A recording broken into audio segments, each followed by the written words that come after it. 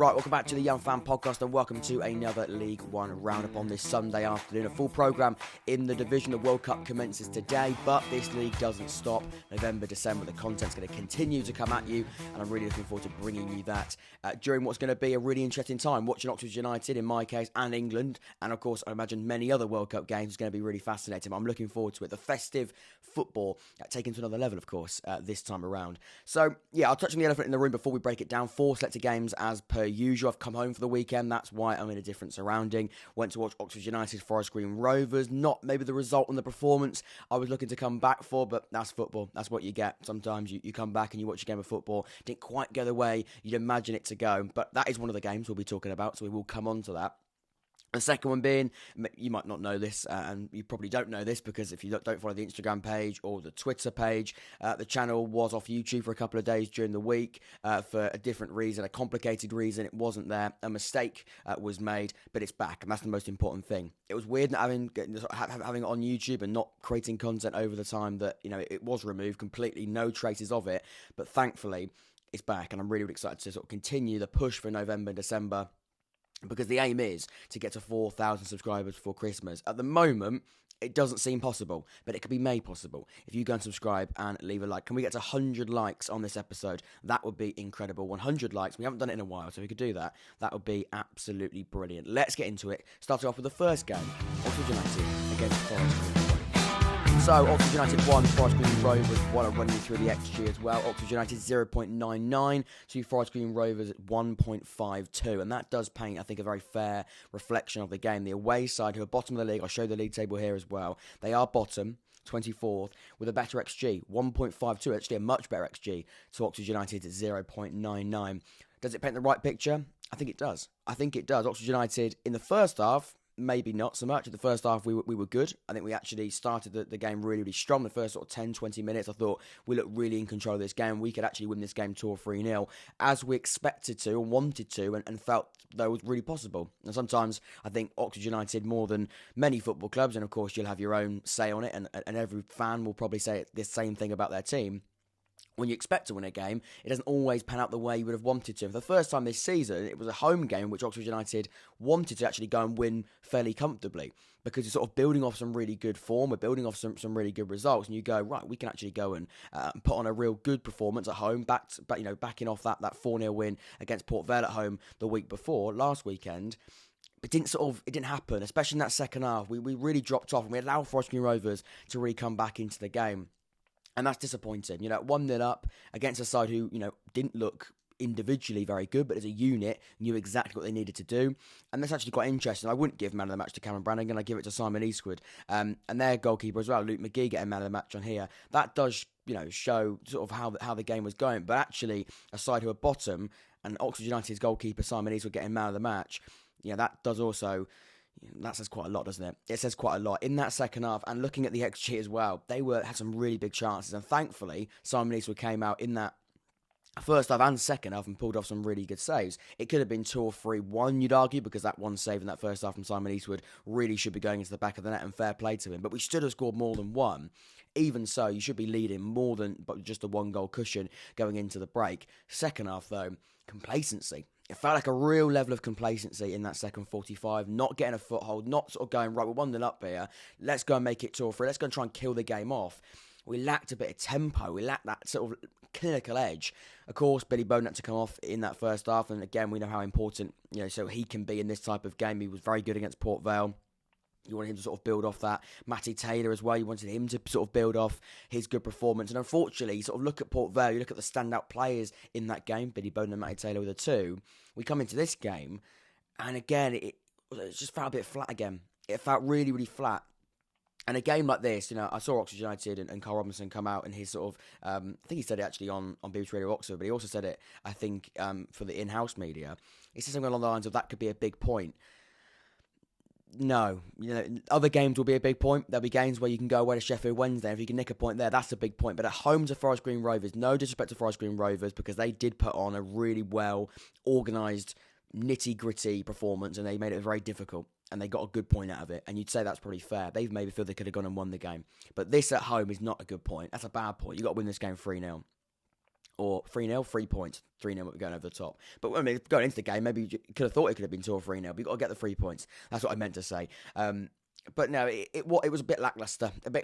And, we played on Wednesday, and maybe that does play a part. A bit of tiredness, a little bit of fatigue, potentially. Marcus McGuane had to come and start on the bench because he'd played pretty much every minute of the season so far. So again, we had to make a couple of changes here and there. Marcus Brown, he struggled. He really did struggle. We know the flair he's got, we know the ability that he's got to sort of break up a side, and the attacking qualities that he does possess. He struggled to really sort of show that, and he has done actually for the last sort of 2 or 3 games. Really struggling to get a real grip on the game and show his quality, and that can be quite frustrating. I imagine it's frustrating for him and his fans as well. You want him to take his man on. At the moment, he's doing a little bit too much, maybe trying a little bit too hard as well. But that's the way it goes. We really, really did want to win the game. Of course we did, and we felt we really should do before it. But the actual game, it changed quite quickly. It did change quite quickly, especially in that second half. Look at the possession stats, 57% possession in the end. I would like to say as well, the last sort of 10 minutes, we did try and go for the game. We did try and go for the game in the last 10 minutes, but too little too late. It felt a little bit too little too late. You look at how the sort of second half was generally. Leaving it for the last sort of 10 minutes felt really, really quite frustrating because we did start going at it. But again, we could have been doing that for sort of 30, 40 minutes that we had as well. On top of the fact we had 10 minutes injury time, we left it way too late, and you end up sort of just chasing the game. And fair play to Forest Green Rovers as well. They didn't sort of sit back. They actually tried to play quite a high line because they knew Matty Taylor, he's not the quickest of players. We're not going to try and play in behind. We could try and do it, but it wasn't going to work because Matty Taylor hasn't really got the pace. I look at that forward line of Billy Bowden, James Henry, and Matty Taylor. Of course, Billy Bowden came off for Tyler Goodrum. We didn't actually have a lot of pace in those wide areas and actually in the striker. So playing a high line was actually a really sort of sensible tactical decision for Forest Green Rovers in the game. And it did work because sort of breaking the lines and trying to actually sort of create different things across the quite stable back five they were playing through the 90 was really difficult for Oxford United. It felt like it was a real frustrating element of the game.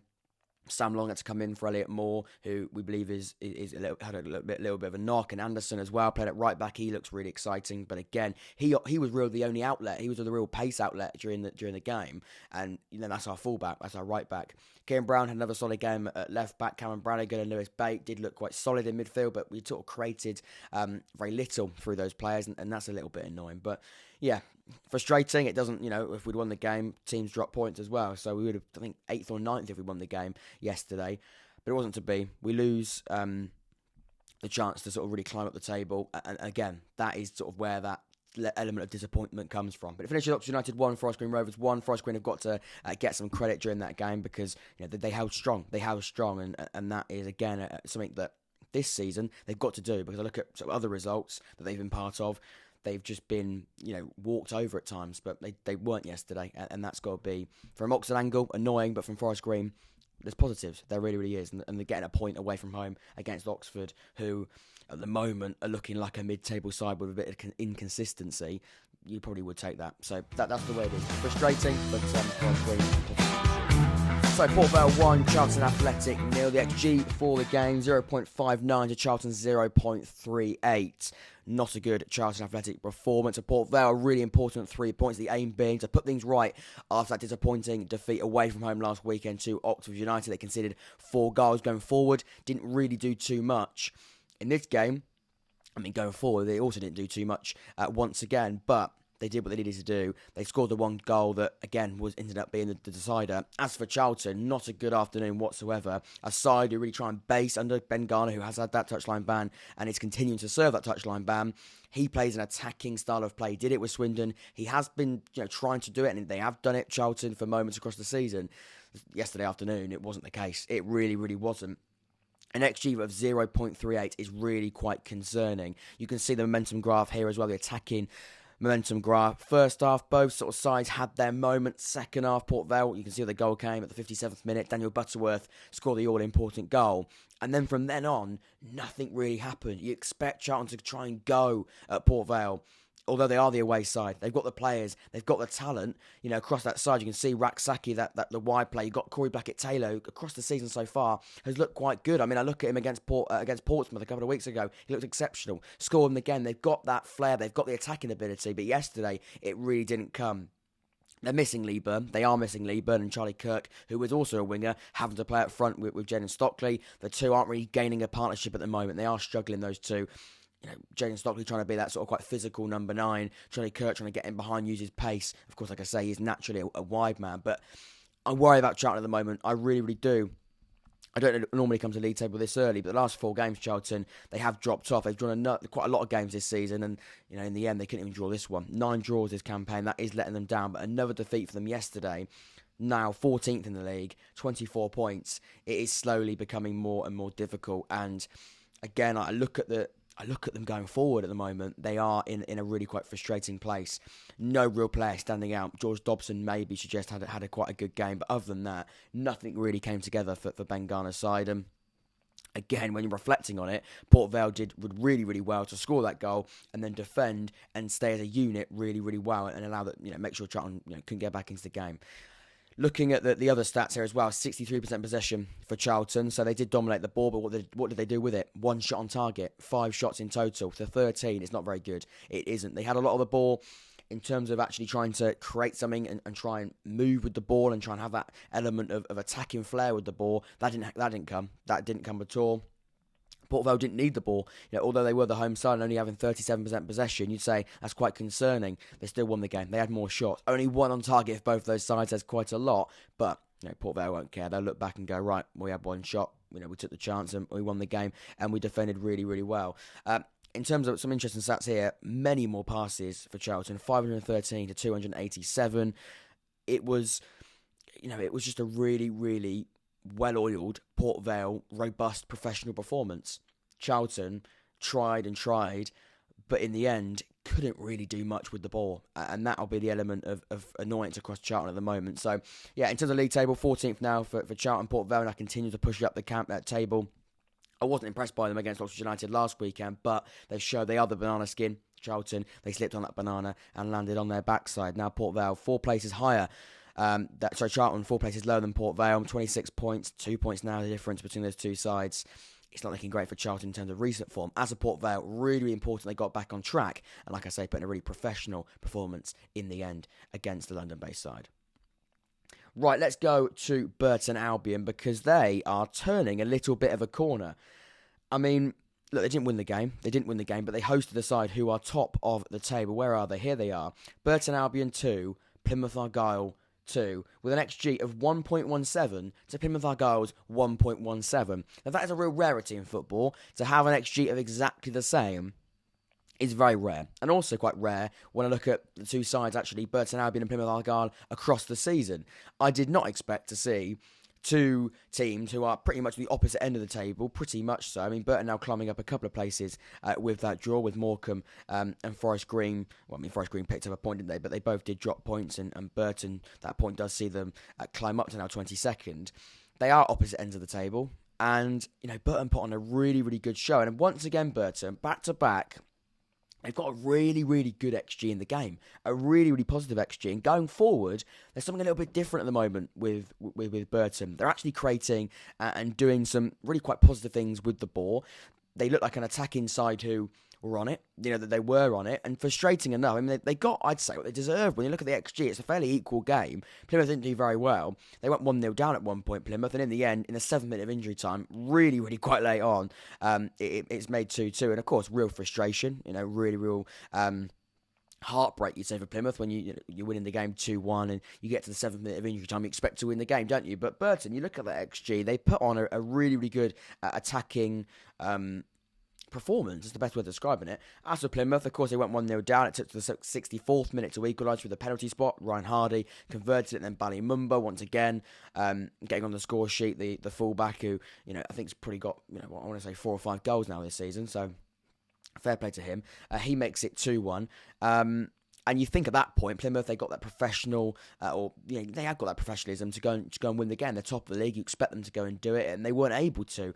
You felt, again, they will feel they were a little bit hard done by 6 minutes of injury time. In the 7th minute of it, they concede and they drop the points. But Yeah, I was impressed by Burton. I was impressed, and I look at the graph as well. They did have some moments for the first sort of 10 minutes of the game. Nothing really happening. Plymouth, you'd say, a little bit more in control than Burton. Then Burton came into it, and then again quite equal. Then a really big sort of sprint of Burton attack just before half time. They make it 1-0. Second half, you'd say, is more Plymouth, and they got the 2 goals. Then late on, big chance for Burton, and they make it 2-2. So fair play to them. In terms of stats, 55% possession to 45, so as we expect really that the side who are higher up in the league table with more possession, but less shots and less shots on target. Interesting. Really, really quite fascinating. I think 2-2 is probably a fair result. Of course, Plymouth will feel at that point in the game you should see it out and you should win the game, but that's not football. You've got to concentrate until the last minute, and it's cliche in football, but Burton, they capitalised on a lack of concentration, and they were resilient. They came forward. They didn't think, right, it is late on against a top side who are proving it week in, week out. We've lost the game. Unlucky boys, let's go again. It was a sense of, right, we can still get something from the game. We can still, a sense of belief across that Burton side. They could get more from the game than nothing, and they did. So fair play, and that determination and lack of you would say that lack of game management in an effective way with Plymouth did cost them. League table still sees Plymouth top of the table, 2 points from Ipswich, who of course are in second. In terms of Burton, 14 points from 19 games. It isn't fantastic, is it? But they are still trying to climb their way out of it. Cambridge now in 20th. Not very good for Cambridge United. They continue to struggle, but the reason why I highlight that is because there is still a 6-point gap between those two sides. Burton has still got some work to do. Start turning these quite good performances going forward into the games they probably should be winning. Who knows? There could be a real chance of a Burton survival, because you put that type of performance, and we said it last week, that type of performance against the Morecambe or potentially a Forest Green, you win the game. You would win the game. So that's a real positive for Burton. Frustrating for Plymouth Argyle, because they felt as though getting into that point in the match, they should be getting the all-important 3 points, but it wasn't to be. It finishes Burton happy in 2, Plymouth Argyle 2. So Fleetwood 1, Bolton Wanderers 2. Fleetwood with an XG of 0.78. Bolton Wanderers had one of 2.03. So much better for Bolton when looking at that XG. It did happen very, very late on. Conor Bradley scored in the 85th minute, and then the all-important winner came in the last minute of injury time. Dapo scored the goal. Look, Fleetwood will feel a little bit frustrated. Once again, quite a few late goals in League One when you are winning the game up until the 85th minute. Drawing the game's frustrating. Losing the game feels really, really quite annoying. And you feel quite hard done by, I imagine, quite a lot of Fleetwood fans at the moment. But really, when you look at the XG second half, Bolton were knocking on the door, and they got in at the end really, really quite late on, as I emphasised earlier. Sort of middle of the half, again, they did have a real spell. And in the first half, both sides did come forward, but Bolton sort of slightly edging it. But you go 1-0 down, and you don't know how that's going to affect a Bolton side who aren't in great form, and confidence is low at the moment. Do they have a response? A lot of people suggest that with the confidence and the recent results, maybe they don't have the confidence, but clearly they were determined to try and turn it around, and they got what they deserved, you'd say, in the end, to win the game. I say got what they deserved. An XG of much more significance than 0.78, which of course is what Fleetwood had. But again, some players in this Bolton side didn't really have the best of games. Owen Beck here didn't look like he had a great game at left wing back, the low knee from Liverpool, and things do need to still be improved. It wasn't a perfect Bolton performance, that's what I'm trying to say, but in a position at the moment where they need to continue to try and turn this around, especially by going 1-0 down as well, you sort of take what you get given, don't you? And I think in the end, you grab those 3 points and you run away with it. They weren't, I'd say, lucky, but you feel as though it wasn't brilliant all round. It wasn't brilliant all round. But last gasp winner is what you live for. In terms of the possession stat, 61% possession for Bolton Wanderers, so much better on the ball in terms of the amount of the ball, more shots on target. Look, Fleetwood, I think when they went 1-0 up, they tried to really see the game out. I think at one point, they felt that they really were going to it up until the 85th minute. And even after that, you thought, right, look, it's annoying. We've drawn the game, sort of post that Conor Bradley goal. Let's make sure we don't lose it. Unfortunately, they did. And it did get worse for Fleetwood Town and for Scott Brown's side. And they come away with nothing. Looking at the league table now, Bolton back on track with a win, 31 points now, still in that top six, and that does sort of cement them more comfortably. At one point in the game, they weren't in that top six. When they went 1-0 down, Oxford were winning, Derby County, Portsmouth only got a point. That does now see Portsmouth drop out of that top six for the first time this season, I believe. Fleetwood, 17th. another loss, with a couple of draws in there as well. Now 5 losses, 10 draws. It still feels as though you need to win more games. 4 wins from 19 isn't brilliant. Yeah, they're difficult side to break down, Fleetwood. They really, really are. We felt that, but Bolton, in the end, they were able to, and that's going to be the most important thing for Ian Everton, the way that he sort of digests the match, I imagine. But yeah, important for Bolton. Really, really important they got back on track. For Fleetwood, annoying, but in the end, Bolton, they found a way, and I think quality maybe told a little bit in those final few moments, that level of belief, and maybe Fleetwood sort of, I think, really, really trying to desperately hang on for at least a point, actually probably did cost them. Looking around the grounds, then we've got to touch on the other games, because it wasn't only those 4 games that played. Sheffield Wednesday got a really important win against Shrewsbury, very dominant, but only 1 goal. Maybe could have scored more than just the 1, but they won't care.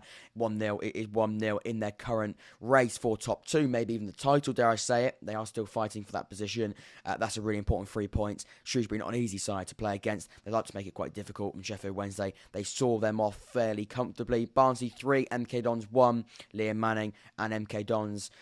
Something needs to change. It was never going to be easy travelling to Barnsley, who now, I do believe, also see themselves go. Are they now in the top 6? They certainly win around it. They are now in the top 6, just, aren't they? Yeah. 3 back-to-back back-to-back wins for them, or should I say back-to-back. 30 points now, 18 games played. Now really sort of trying to gain some consistency in a positive way. MK Dons still struggling, 14 points from 18, 12 losses across the campaign so far.